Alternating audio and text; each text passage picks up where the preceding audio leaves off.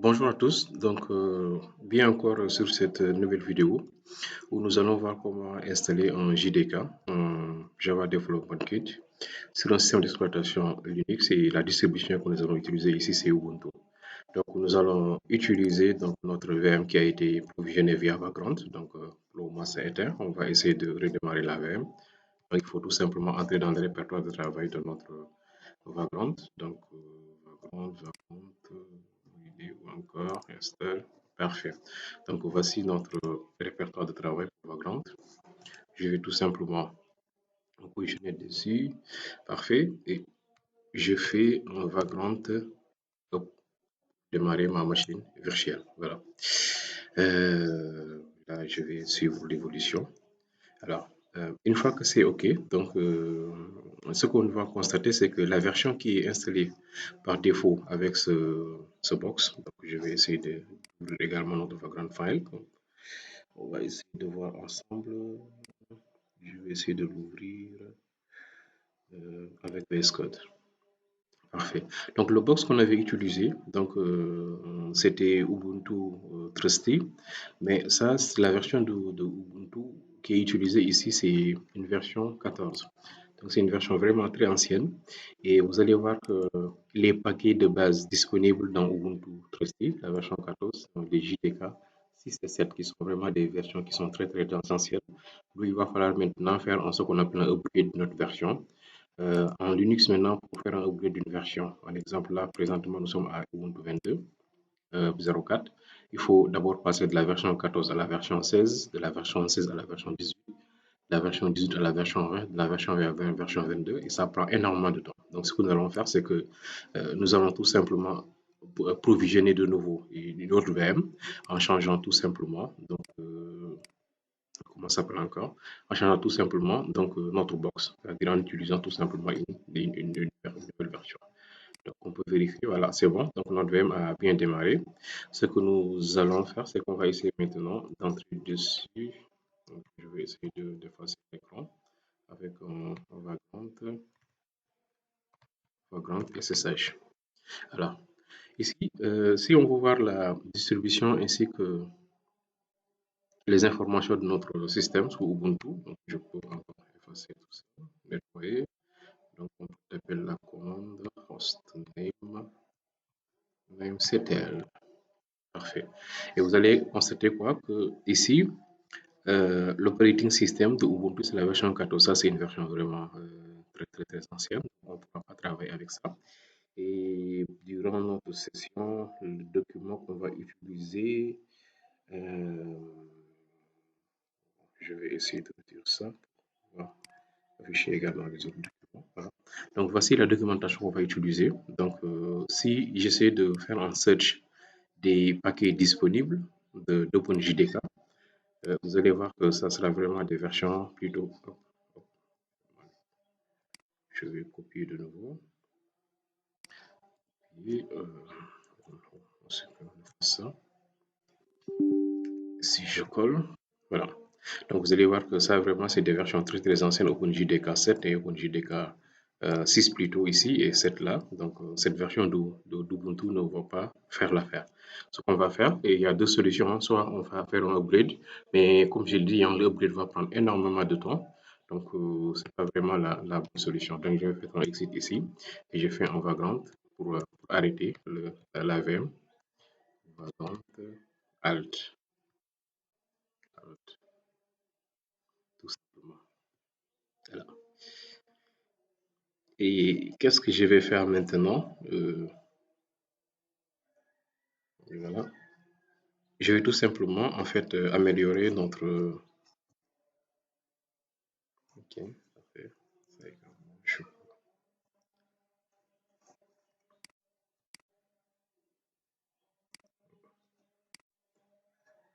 ce que je vais faire, c'est que je vais tout simplement améliorer notre document. Donc, je vais définir une autre VM ici. Donc, je copie cette section, tout simplement, et je définis une nouvelle VM. Là, que je vais nommer, ok, defined. Bon, là, c'était le serveur web, mais là, je l'appelle tout simplement serveur tout simplement, je l'appelle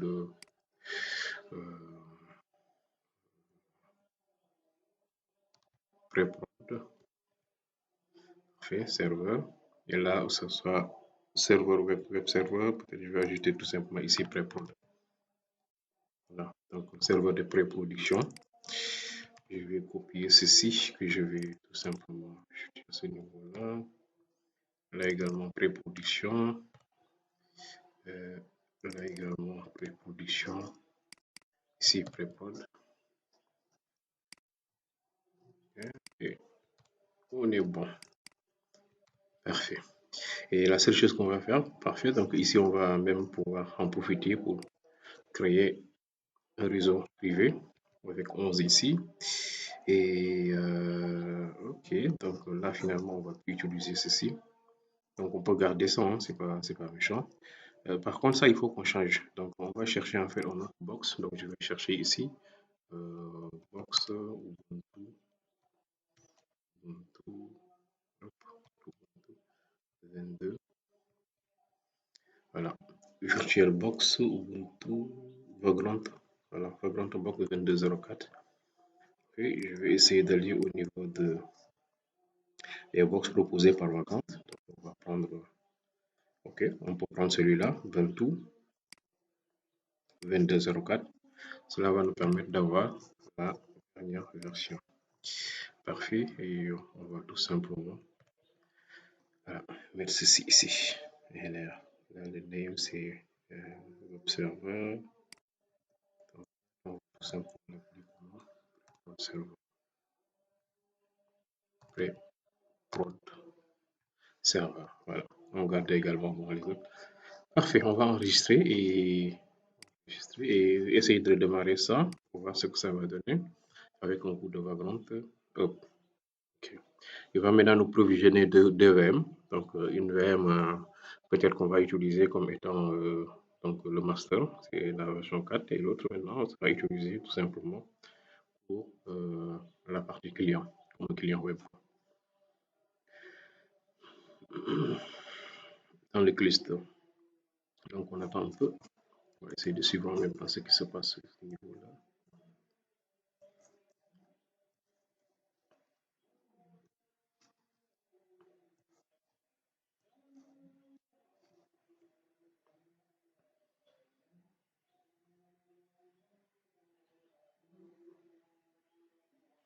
Par contre, l'idéal était de stopper cette machine, hein.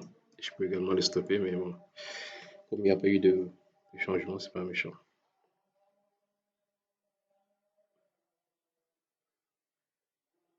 Parfait. Là, il va passer maintenant au deuxième. Ça, c'était pour le premier. Là, il est en train de chercher maintenant Ubuntu. Tout ça, c'était la première machine. Et ça, c'est la deuxième machine. Donc, vous pouvez provisionner quand même autant de machines que vous voulez automatiquement. Et ça permet également aux développeurs d'avoir vraiment des environnements très proches de production et de pouvoir tester, faire des simulations. En fait. Ok, on attend un petit peu de voir ce qui va se passer après.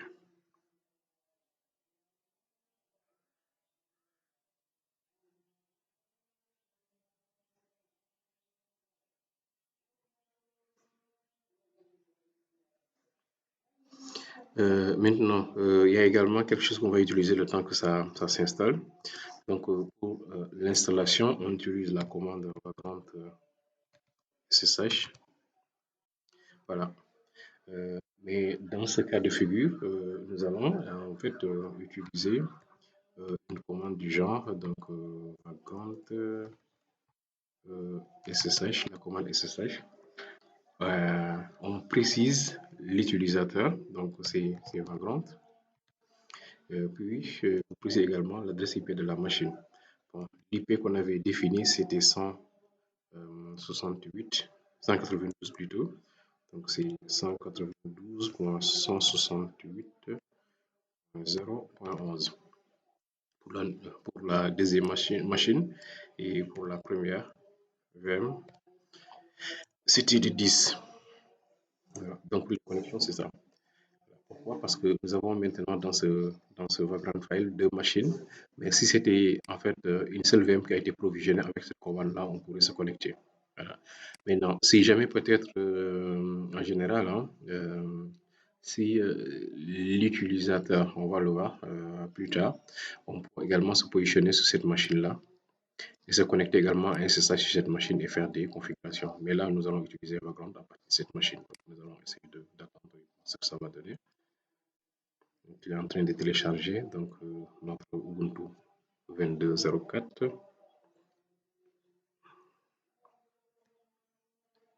Ça peut prendre un peu de temps pour dépendre de notre connexion Internet.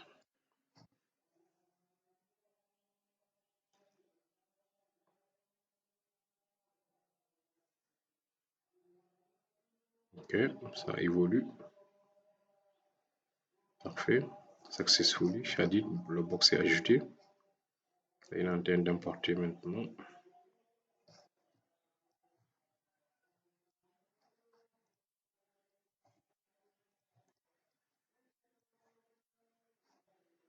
Parfait. Donc, vous avez vu que notre box est bien ajouté. Par contre, il y a un petit truc qu'on a fait. Je pense que c'est une erreur de notre part ici. Vous avez vu que ce port-là, on ne l'a pas modifié quand même parce que les deux ne peuvent pas utiliser le même host avec le même port. Donc là, on est obligé quand même de modifier ceci comme ça. Donc, on tape ça va prendre moins de temps parce que tout est déjà importé. Il va juste démarrer cette machine. En prenant en compte bien sûr cette configuration-là. D'ailleurs, ce qu'il nous précise là, il nous dit que euh, le port est déjà occupé. Voilà. Pour LVM80, il ne précise pas. Il veut qu'on change un peu le port en précisant un peu de ce genre-là. 80-80, il est already in used. Ok, c'est bon. Donc, vous voyez que là, maintenant, nous avons nos deux VM, pré-production et serveur Tomcat. En général, bon, c'est de cette manière-là qu'on crée des clusters, hein, donc des clusters Kubernetes ou bien des clusters avec, avec Ansible. Et à partir maintenant de ce qu'on appelle le master ou bien le control panel, vous pouvez maintenant donc attaquer les machines clientes ou bien tout simplement les workers. Alors, donc, on attend qu'il gère maintenant notre clé. Même chose, hein, ce sera un Vagrant ici. On va essayer de se connecter en mode SSH. Par contre, ici, le port utilisé maintenant ici 2200. Voilà. Donc, ce qu'on va faire, c'est que si on veut se connecter à cette machine-là, on peut, parce qu'il y a le port forwarding qui est déjà fait, euh, on va essayer de voir si, parce que ça c'est le réseau privé, hein. Si on essaie d'attaquer ça, de cette manière-là, ça risque d'être problématique. Pourquoi? Parce que c'est un réseau privé. Ce sont ces machines qui peuvent se voir. C'est-à-dire, si je suis dans cette machine-là, je peux taper cette commande. Si je suis dans cette machine, je peux taper cette commande. Mais si c'est Vagrant, comme il nous a donné ça, on pourrait essayer d'utiliser ceci avec ce port. Alors, par contre, on va voir du learning by doing. Je vais prendre ceci, c'est la deuxième machine. Colle. Voilà.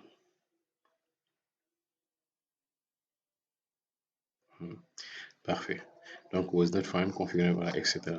Alors, ce qu'on va faire maintenant, c'est essayer de voir un peu. SSH. SSH.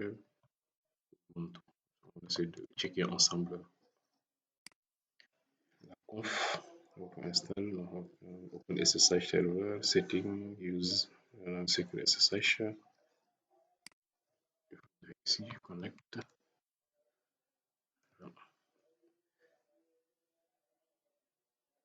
Voilà, je vais prendre ceci. Comme ça, on va essayer de checker ensemble la commande. How to install, configure SSH. Bon, je peux checker ça pour voir déjà. S'il y a juste après l'installation la commande. Ok, alors, bon, ça c'est tout simple après l'installation. On va essayer de voir. Ça c'est pour des pare-feux. Voilà. Également, ça c'est l'activation, l'ajout des pare-feux, des SSH sur les pare-feux. Voilà, voilà ce que je vous disais. Donc, SSH, le user, arrobase l'IP, SSH username d'IP. Okay.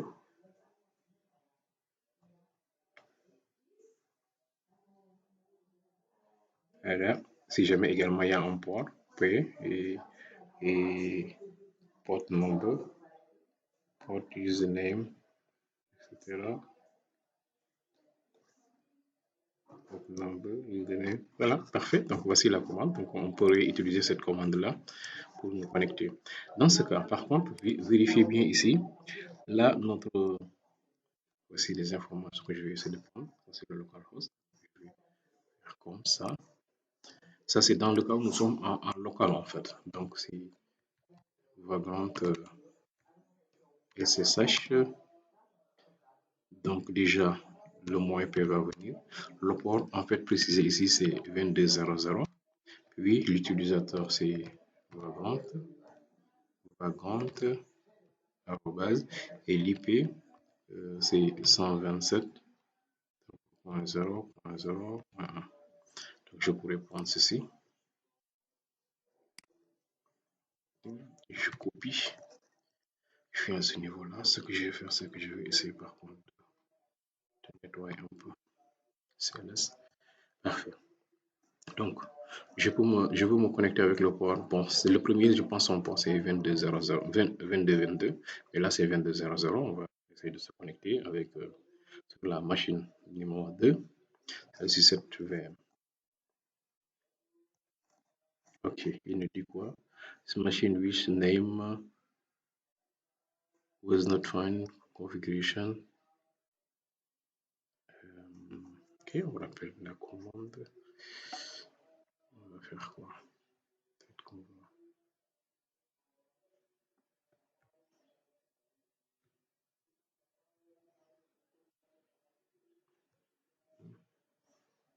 Déjà, avant de continuer, je vais tester une chose.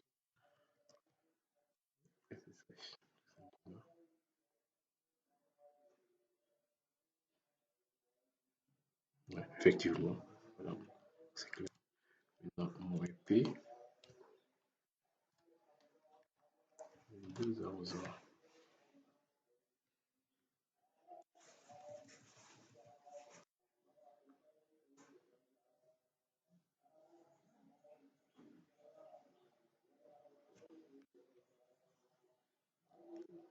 Machine with name was not found. Ok, c'est ce que je vais essayer de faire.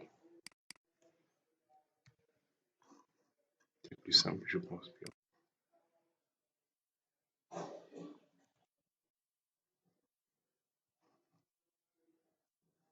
En pré-production directement.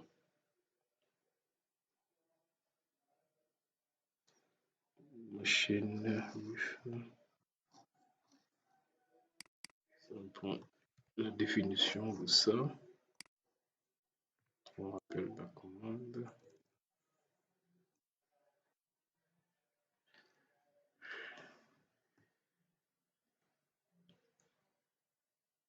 Et parfait, on est bon. Donc là, nous sommes connectés sur la deuxième machine. Donc on peut taper la commande IP pour vérifier que tout est OK.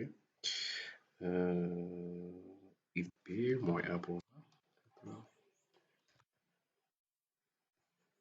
Il me dit quoi que... c'est pas grave, dans ce cas, je vais tout simplement if config alors.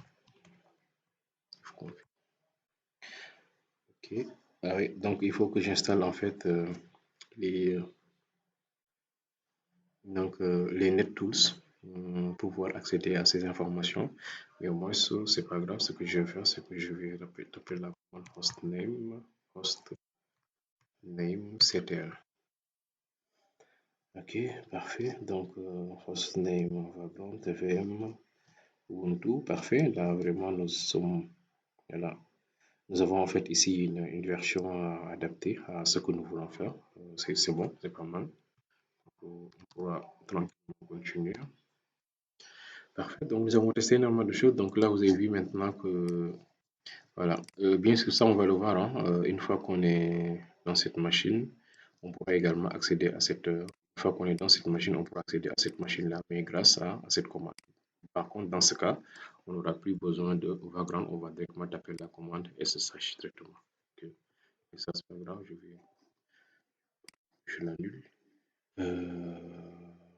Ça également, même chose, hein. Donc, là, pratiquement, je vais mettre tout simplement ici.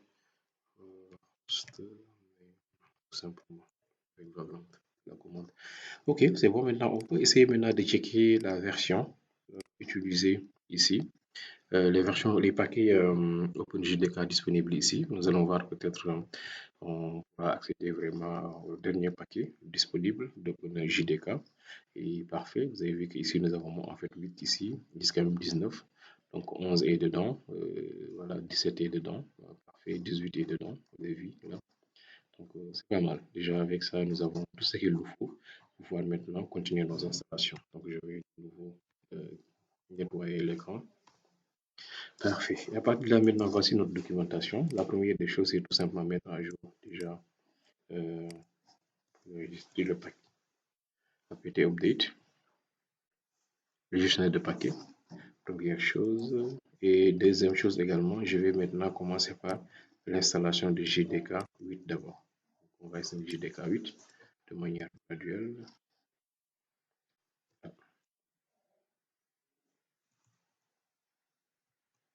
JDK 8, parfait. On l'a vu, installé. Okay. Bon, pour rappel, hein, la commande se limite là. Maintenant, le fait de -y permet tout simplement de valider euh, toutes les demandes de validation qui seront présentées par l'échelle. Voilà. Le plus souvent, c'est utilisé également quand vous faites du scripting batch avec Linux en fait. Pour que tout soit automatique. Sinon, si on ne vous le mettez pas, tout le temps, chaque fois qu'il veut en fait mettre à jour ou bien ajouter un paquet, il va tout le temps nous demander de valider. Ok, parfait. On attend qu'il termine tout ça.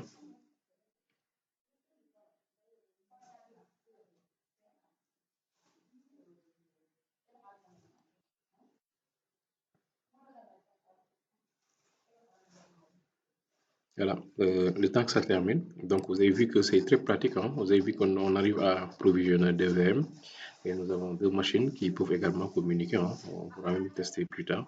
Si on fait un ping sur cette machine-là, il pourra le pinguer. Et après, maintenant, peut-être pour la communication, ne pas passer par mot de passe avec SSH. On pourra générer en fait ici une clé, donc public, on va ajouter tout simplement au niveau de ces clés-là, au niveau donc, au niveau de la machine virtuelle numéro 2. Et ainsi, on pourra administrer cette machine via cette machine, ou bien l'inverse en fait. Et après, peut-être, on pourra voir comment gérer l'environnement. Un exemple, ceci pourrait être le serveur web et celui-là, le serveur de base de données et un autre, hein, le serveur de SMS, etc. De toute façon, avoir un cluster qui permet tout simplement de pouvoir, ou même avoir deux serveurs web, hein, et pouvoir gérer le load balancing. Si le serveur n'est pas disponible, l'autre doit prendre le relais. Mais faites tout dans ce cas pour que les deux, quand même, puissent avoir les mêmes caractéristiques parce que c'est très, très, très important. Ok, donc à ce niveau-là, c'est presque bon.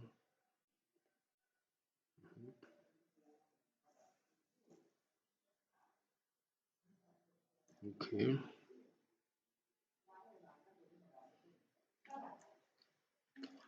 alors, c'est là dont je parlais. Donc, il y a les SSL, il y a également SSH. Donc, mhm. Parfait, on est bon. On pourra peut-être vérifier la conversion de Java qui est installée. Java moins version. Il nous dit que le JDK8 est disponible. Alors, il y a une commande très très très importante également qui est là. C'est cette commande tout simplement qui permet de visualiser les versions et de pouvoir basculer entre les différentes versions de Java disponibles. Mais déjà avec ça, c'est notre système Linux. Nous avons déjà un JDK8 disponible et c'est pas mal. Voilà, parfait. Et ici, nous avons JDK8 qui est disponible comme système pour le moment. Il n'y a que celui-là.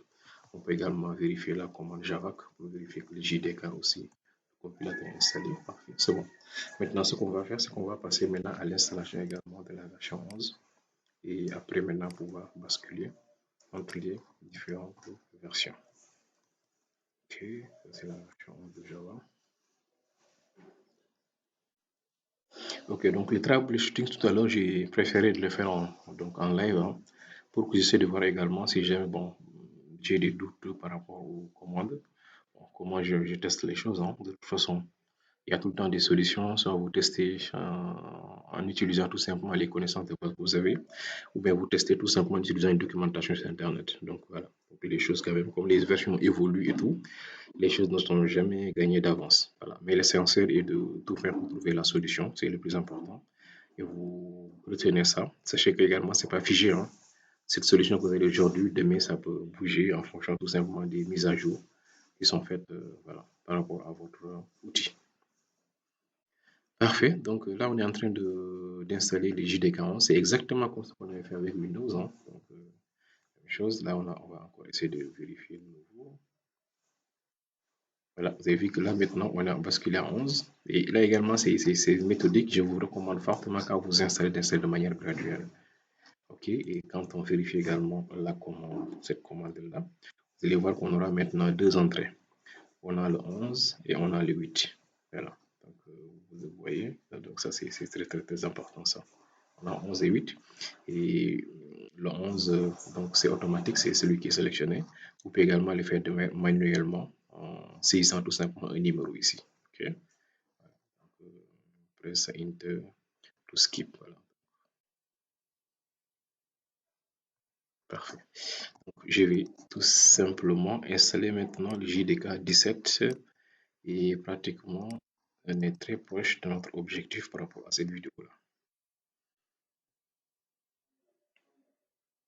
Parfait. Parfait. Attendons encore un peu.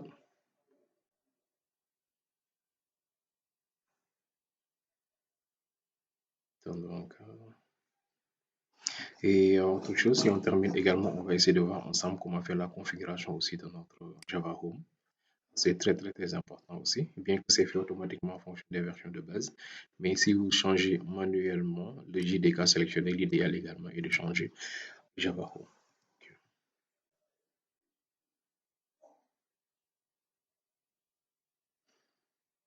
Parfait. On vérifie encore la commande. Là, maintenant, vous avez vu que maintenant, c'est 17 qui est sélectionné. Et quand on vérifie maintenant toutes les versions alternatives, nous avons bien en fait ici 17 qui est sélectionné automatiquement. Mais également, vous pouvez sélectionner manuellement en fonction de ces numéros-là. 1, 2, 3. OK? Un exemple, si je veux basculer vers, JDK 8, j'ai juste à taper ici le numéro 3. Et quand je vérifie Java mon version, vous voyez qu'ici, c'est 8 qui est sélectionné. Je vais basculer également vers JDK 11. C'est le numéro 1. Donc, je tape ici 1. Je tape sur Entrée. Je vérifie. C'est le JDK 11 qui est sélectionné. Parfait. Donc, tout ça, c'est bon. Je vais maintenant vérifier tout simplement une variable Java Home. C'est Java. Donc, underscore home. Voilà. Vous avez vu que c'est vide. Donc, il y a pas de Java Home prédéfini. Ce que nous allons faire maintenant, c'est pour cette partie, nous allons tout simplement éditer ce fichier-là. Par contre, moi, je vais utiliser VI. Je copie ceci. J'utilise VI. VI et Nano, maintenant, sont des éditeurs de texte sous Linux. Parfait. Donc, nous avons ceci. Nous avons cette entrée. Vous avez vu le PAF. Nous avons ces entrées-là. OK. Au niveau du PAF. Alors, qu'est-ce qui est dit? Au niveau du PAF, nous avons tout juste à ajouter ceci. Maintenant, c'est à nous de voir maintenant. Donc, si on veut ajouter le JDK 11, 12, etc., ce que je vous recommande d'abord, donc, ce qu'on va faire, c'est que je vais faire un échappe et vous tapez seulement deux points et Q pour quitter. Et pour quitter, je quitte. Maintenant, je vais retaper cette commande-là pour récupérer toutes les versions. Vous avez vu ces versions-là. Ça, c'est pour JDK 11. L'idéal est de copier. Je vais copier cette entrée. Je viens ici et je colle ici. Et ça, c'est pour JD11. Et si vous vérifiez bien, c'est pratiquement la même chose que ce qui est défini là. Par contre, là, ça se limite tout simplement à ça. Je vais également copier pour JDK17. Donc, pratiquement, on peut se limiter à ça, hein. Parce que là, c'est des binaires. On copie le home. On vient sous ça. Ok, on vient là. On colle. Ok, le home, c'est ici parce que des binaires, ça, c'est bon. On sélectionne également pour le 8. Ainsi, on pourra faire les configurations du Java Home, changer le Java Home en fonction des les entrées souhaitées. Parfait. Ce qu'on va faire, c'est que on va déjà basculer en Java 17, puis on définit tout simplement un GDK en haut de ça.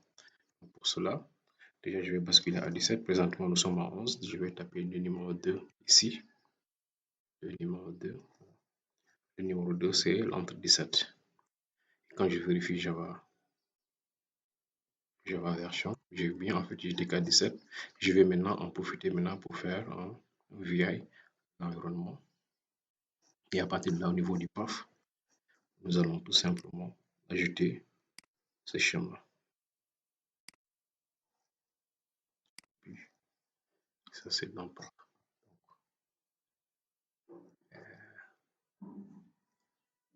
Je fais maintenant éditer. Pour éditer, c'est simple. Vous tapez seulement sur I pour insertion. Vous faites maintenant commencer à insérer. Donc, je peux même le mettre ici. Je vais faire un clic droit, modifier. C'est bon. J'ajoute tout simplement un 2 points. Comme ça, voilà. Donc, vous avez vu que là, c'est une entrée. Il y a 2 points. Une entrée, 2 points, etc. Donc là, j'ajoute tout simplement le JDK 17 le home et 2 points. Exactement comme ce qui est défini. Là. Par contre, c'est cette entrée-là que je dois définir. C'est pas à ce niveau-là, je dois dire tout simplement une variable Java home. Pas au niveau du path. Le path, ça doit être un binaire en fait. C'est déjà ajouté, même en principe quelque part. Donc ça, je l'enlève. C'est pas à ce niveau-là. Pas au niveau du path, mais au niveau de Java home. C'est une autre variable. Donc, je dois scroller jusqu'à la fin. Et à partir d'ici, maintenant, je définis ma variable Java home, home égale. Et là, je vais déjà copier, je peux directement coller. Parfait. Donc le Java Home est là pour le 17. Et cette entrée, vous allez le changer. Hein, ça peut être ici 11, 8, en fonction de vos entrées, comme ça. Donc 11 si vous en avez besoin, et 8 si vous voulez basculer vers 8. Ok, parfait. Donc on est bon. Hein. Donc c'est ça la variable Java Home. On va faire un échappe. Et 2 points. Cette fois-ci, maintenant, on va dire quoi? Write and kit. Write and kit. Voilà.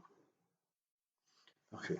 Maintenant, une fois que c'est bon, maintenant, on doit tout simplement recharger les confs avec cette commande-là, source. Simple.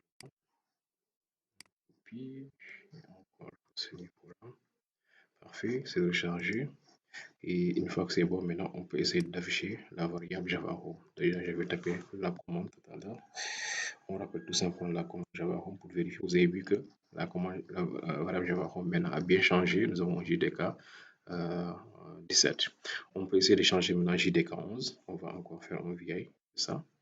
Et à ce niveau, je vais taper sur la touche I du clavier et je vais tout simplement naviguer ici en changeant tout simplement là par un 11, tout simplement. Et je vais encore faire un chat 2 points WQ. Je tape sur Entrée, je retape encore la commande source, puis je vérifie encore variable Java Home. Ça doit changer maintenant JDK 11, vous avez vu? Donc je change de Java Home en fonction tout simplement de la version de Java. Mais dans ce cas, il va falloir aussi changer l'entrée aussi. Donc à ce niveau-là, je vais venir ici. Et changer également, basculer à Java 11. Donc c'est le numéro 1 de ce niveau-là. L'entrée 1, c'est bon. Si je vérifie la variable Java Home, c'est bien 11. Et Java moins version également, nous avons bien ça. Parfait. Donc là, nous avons vraiment notre environnement Java qui est configuré. Et sur la prochaine vidéo, maintenant, nous allons voir comment installer un Tomcat sur ce même serveur. Et voilà, donc simuler également une pré-production ou bien une mise en production d'une application Java, Web Java. Merci.